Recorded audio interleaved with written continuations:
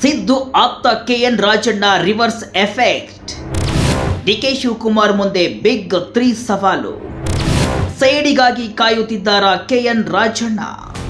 ಪ್ರಭಾವಿ ಸಚಿವ ಕೆಎನ್ ರಾಜಣ್ಣನವರ ಒಂದೇ ಒಂದು ವಜಾ ಈಗ ಕಾಂಗ್ರೆಸ್ ಪಾಳ್ಯದಲ್ಲಿ ಹಲವು ಗುದ್ದಾಟಕ್ಕೆ ಕಾರಣವಾಗಿದೆ. ಪಕ್ಷದಲ್ಲಿ ಏನೇ ಬೆಳವಣಿಗೆ ನಡೆದರೂ ಅದು ಬಂದು ಕೊನೆಗೆ ನಿಲ್ಲುವುದು ಸಿದ್ದು ಹಾಗೂ ಡಿಕೆಶಿ ಪ್ರತಿಷ್ಠಿತ ಕಣದಲ್ಲಿ. ಈಗ ರಾಜಣ್ಣ ವಿಚಾರದಲ್ಲೂ ಅದೇ ಆಗಿದೆ. ತೆರೆಮರೆಯಲ್ಲಿ ಈಗ ಮತ್ತೊಂದು ಅಖಾಡ ಸಿದ್ಧವಾಗಿದೆ. ಕೆಎನ್ ರಾಜಣ್ಣ ಅವರನ್ನ ಸಂಪುಟದಿಂದ ಕೈಬಿಟ್ಟಿದ್ದು ಕೇವಲ ಒಂದು ಖಾತೆ ಬದಲಾವಣೆಯಲ್ಲ, ಬದಲಿಗೆ ಕಾಂಗ್ರೆಸ್ನ ಆಂತರಿಕ ಶಕ್ತಿ ಪ್ರದರ್ಶನದ ಹೊಸ ಅಖಾಡಕ್ಕೆ ನಾಂದಿ ಹಾಡಿದೆ. ಸಹಕಾರಿ ಕ್ಷೇತ್ರದ ಪ್ರತಿಷ್ಠಿತ ಸಂಸ್ಥೆಗಳಾದ ಕೆಎಂಎಫ್ ಮತ್ತು ಅಪೆಕ್ಸ್ ಬ್ಯಾಂಕ್ ಮೇಲೆ ಹಿಡಿತ ಸಾಧಿಸಲು ಈಗ ಸಿಎಂ ಸಿದ್ದರಾಮಯ್ಯ ಮತ್ತು ಡಿಕೆ ಶಿವಕುಮಾರ್ ಬಣಗಳ ನಡುವೆ ಶೀತಲ ಸಮರ ಆರಂಭವಾಗುವ ಎಲ್ಲ ಲಕ್ಷಣಗಳು ಗೋಚರಿಸ್ತಾ ಇದೆ. ಹಾಗಾದರೆ ಗಾಯಗೊಂಡ ಹುಲಿಯಂತಾಗಿರುವಂತಹ ರಾಜಣ್ಣನವರ ಮುಂದಿನ ನಡೆ ಏನು? ಸಹಕಾರ ಕ್ಷೇತ್ರದಲ್ಲಿ ಸಿದ್ದು ಮೇಲುಗೈ ಸಾಧಿಸ್ತಾರಾ, ಡಿಕೆಶಿ ಸಾಧಿಸ್ತಾರಾ? ಇನ್ಸೈಡ್ ಮಾಹಿತಿ ನಿಮ್ಮ ಮುಂದೆ.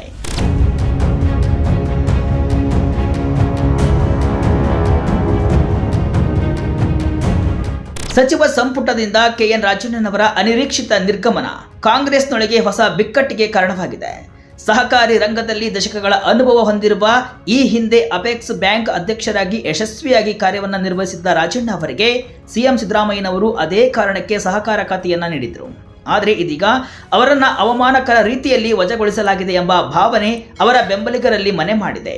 ತಮ್ಮ ವಜಾದ ಹಿಂದೆ ಕೆಲವರ ಷಡ್ಯಂತ್ರವಿದೆ ಅಂತ ರಾಜಣ್ಣ ಅವರೇ ನೀಡಿರುವ ಹೇಳಿಕೆ ಅವರ ಮುಂದಿನ ಹೋರಾಟದ ಮುನ್ಸೂಚನೆ ನೀಡಿದೆ. ಕವಲು ದಾರಿಯಲ್ಲಿ ನಿಂತಿರುವ ರಾಜಣ್ಣ ಇದೀಗ ತಮ್ಮ ತವರು ಮನೆಯಂತಿರುವ ಸಹಕಾರಿ ಕ್ಷೇತ್ರದ ಮೇಲೆ ಮತ್ತೆ ಹಿಡಿತ ಸಾಧಿಸಲು ಮುಂದಾಗುವ ಸಾಧ್ಯತೆ ದಟ್ಟವಾಗಿದೆ.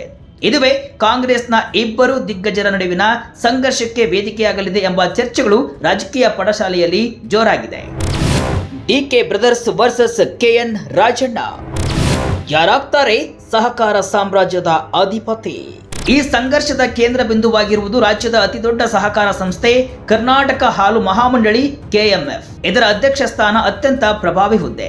ಲೋಕಸಭಾ ಚುನಾವಣೆಯಲ್ಲಿ ಸೋಲು ಕಂಡ ಬಳಿಕ ಮತದಾರರು ವಿಶ್ರಾಂತಿ ನೀಡಿದ್ದಾರೆ ಅಂತ ಹೇಳುತ್ತಲೇ ರಾಜಕೀಯವಾಗಿ ಸಕ್ರಿಯರಾಗಿರುವಂತಹ ಮಾಜಿ ಸಂಸದ ಡಿಕೆ ಸುರೇಶ್ ಕೆಎಂಎಫ್ ಅಖಾಡಕ್ಕೆ ಇಳಿಯಲು ಸಿದ್ಧತೆ ನಡೆಸಿದ್ದಾರೆ.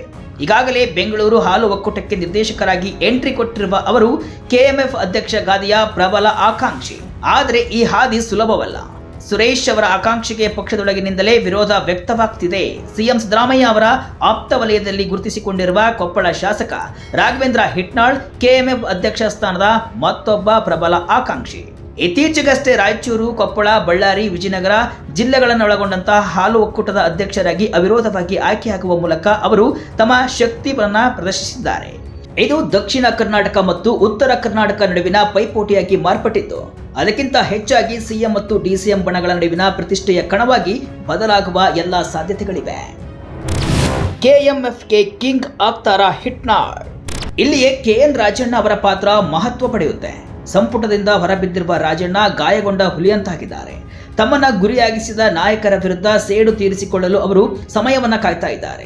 ಹೀಗಾಗಿ ಕೆಎಂಎಫ್ ಅಧ್ಯಕ್ಷ ಸ್ಥಾನದ ಚುನಾವಣೆಯಲ್ಲಿ ಡಿಸಿಎಂ ಬಣದ ಡಿಕೆ ಸುರೇಶ್ ಅವರನ್ನ ಸೋಲಿಸಲು ಅವರು ಉತ್ತರ ಕರ್ನಾಟಕದ ಪ್ರಬಲ ಅಭ್ಯರ್ಥಿ ರಾಘವೇಂದ್ರ ಹಿಟ್ನಾಳ್ ಅವರಿಗೆ ತಮ್ಮ ಸಂಪೂರ್ಣ ಬೆಂಬಲ ಮತ್ತು ಸಹಕಾರ ಕ್ಷೇತ್ರದ ತಮ್ಮ ಶಕ್ತಿಯನ್ನ ವರ್ಗಾಯಿಸಬಹುದು.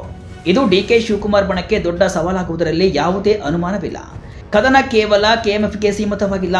ಸಹಕಾರಿ ಕ್ಷೇತ್ರದ ಮತ್ತೊಂದು ಪ್ರಮುಖ ಸಂಸ್ಥೆಯಾದ ಅಪೆಕ್ಸ್ ಬ್ಯಾಂಕ್ನ ಅಧ್ಯಕ್ಷ ಸ್ಥಾನದ ಮೇಲೂ ಡಿಸಿಎಂ ಬಣ ಕಣ್ಣಿಟ್ಟಿದೆ. ಡಿಸಿಎಂ ಅವರ ಆಪ್ತ ಸಂಬಂಧಿಯೂ ಆಗಿರುವ ವಿಧಾನ ಪರಿಷತ್ ಸದಸ್ಯ ಎಸ್ ರವಿ ಈ ಹುದ್ದೆಯ ಪ್ರಬಲ ಆಕಾಂಕ್ಷಿ ಅಂತ ಹೇಳಲಾಗ್ತಿದೆ. ಇಲ್ಲಿಯೂ ಕೂಡ ಡಿಸಿಎಂ ವಿರೋಧಿ ಬಣ ಸುಮ್ಮನೆ ಕೂರುವುದಿಲ್ಲ. ಎಸ್ ರವಿ ಅವರಿಗೆ ಸೆಡ್ಡು ಹೊಡೆಯಲು ಪ್ರಬಲ ಪ್ರತಿಸ್ಪರ್ಧಿಯನ್ನ ಕಣಕ್ಕಿಳಿಸಲು ಸಿದ್ಧತೆ ನಡೆಸಿದೆ. ಅಚ್ಚರಿಯ ವಿಷಯವೆಂದರೆ ಅಪೆಕ್ಸ್ ಬ್ಯಾಂಕಿನ ಮಾಜಿ ಅಧ್ಯಕ್ಷರೂ ಆಗಿರುವ ಕೆಎನ್ ರಾಜಣ್ಣ ಅವರೇ ಮತ್ತೆ ಅಖಾಡಕ್ಕಿಳಿದರೂ ಅಚ್ಚರಿ ಇಲ್ಲ. ಹಾಗೇನಾದರೂ ಆದಲ್ಲಿ ಅದು ಡಿಸಿಎಂ ಬಣಕ್ಕೆ ನೇರ ಹಣಾಹಣಿಯಾಗಲಿದೆ. ಕೆಎಂಎಫ್ ಮೇಲೆ ಕೆವೈ ನಂಜೇಗೌಡ ಕಣ್ಣು. ಕೆಎಂಎಫ್ ಅಧ್ಯಕ್ಷ ಸ್ಥಾನದ ರೇಸ್ನಲ್ಲಿ ಮತ್ತೊಂದು ಹೆಸರು ಇದೆ. ಅದು ಕೋಲಾರ ಹಾಲು ಒಕ್ಕೂಟದ ಅಧ್ಯಕ್ಷ, ಮಾಲೂರು ಶಾಸಕ ಕೆವೈ ನಂಜೇಗೌಡ ಅವರದ್ದು. ಈ ಹಿಂದೆ ಸ್ವತಃ ಡಿಕೆ ಶಿವಕುಮಾರ್ ಅವರೇ ತಮಗೆ ಅಧ್ಯಕ್ಷ ಸ್ಥಾನದ ಭರವಸೆಯನ್ನ ನೀಡಿದರು ಎಂಬುದು ನಂಜೇಗೌಡರ ಸಮರ್ಥನೆ. ಆದರೆ ಬದಲಾದ ರಾಜಕೀಯ ಸನ್ನಿವೇಶದಲ್ಲಿ ಡಿಕೆಶಿ ಬಣವು ತಮ್ಮ ಸಹೋದರ ಡಿಕೆ ಸುರೇಶ್ ಅವರನ್ನ ಬಿಟ್ಟು ಬೇರೆಯವರನ್ನ ಬೆಂಬಲಿಸುವ ಸಾಧ್ಯತೆ ತೀರಾ ಕಡಿಮೆ. ಅಗತ್ಯ ಬಿದ್ದರೆ ಹೈಕಮಾಂಡ್ ಮೂಲಕ ಒತ್ತಡ ತಂದು ಸುರೇಶ್ ಅವರಿಗೆ ಪಟ್ಟ ಕಟ್ಟಿಸಲು ಡಿಕೆಶಿ ಬಣ ಪ್ರಯತ್ನಿಸಬಹುದು. ಆಗ ಸಿಎಂ ಬಣ ಮತ್ತಷ್ಟು ರೊಚ್ಚಿಗೇಳುವುದು ನಿಶ್ಚಿತ. ಒಟ್ಟಿನಲ್ಲಿ ಕೆಎನ್ ರಾಜಣ್ಣ ಅವರನ್ನ ಸಂಪುಟದಿಂದ ಹೊರಹಾಕಿದ ನಿರ್ಧಾರ ಕಾಂಗ್ರೆಸ್ನೊಳಗೆ ರಿವರ್ಸ್ ಎಫೆಕ್ಟ್ ಸೃಷ್ಟಿಸಿದೆ. ಒಂದೇ ಕಲ್ಲಲ್ಲಿ ಎರಡು ಹಕ್ಕಿ ಹೊಡೆಯುವ ಲೆಕ್ಕಾಚಾರ ಈಗ ತಿರುಗುಬಾಣವಾಗುವ ಲಕ್ಷಣಗಳು ಕಾಣ್ತಾ ಇದೆ. ಕೆಎಂಎಫ್ ಮತ್ತು ಅಪೆಕ್ಸ್ ಬ್ಯಾಂಕ್ಗಳ ಚುನಾವಣೆಗಳು ಕೇವಲ ಸಹಕಾರಿ ಕ್ಷೇತ್ರದ ಚುನಾವಣೆಯಾಗಿ ಉಳಿಯದೆ ರಾಜ್ಯ ಕಾಂಗ್ರೆಸ್ನ ಇಬ್ಬರು ದೈತ್ಯ ನಾಯಕರ ಪ್ರತಿಷ್ಠೆಯ ಸಂಕೇತವಾಗಲಿವೆ. ಈ ಬಣ ಸಂಘರ್ಷ ಮುಂದಿನ ದಿನಗಳಲ್ಲಿ ಮತ್ತಷ್ಟು ತಾರಕಕ್ಕೆ ಏರುತ್ತದೆಯಾ ಅಥವಾ ವಿಷಯ ಕೈಮೀರಿ ಹೋಗುವ ಮುನ್ನವೇ ಹೈಕಮಾಂಡ್ ಮಧ್ಯೆ ಪ್ರವೇಶಿಸಿ ಎಲ್ಲವನ್ನ ಸರಿಪಡಿಸುತ್ತಾ ಎಂಬುದನ್ನು ಕಾದು ನೋಡಬೇಕಿದೆ.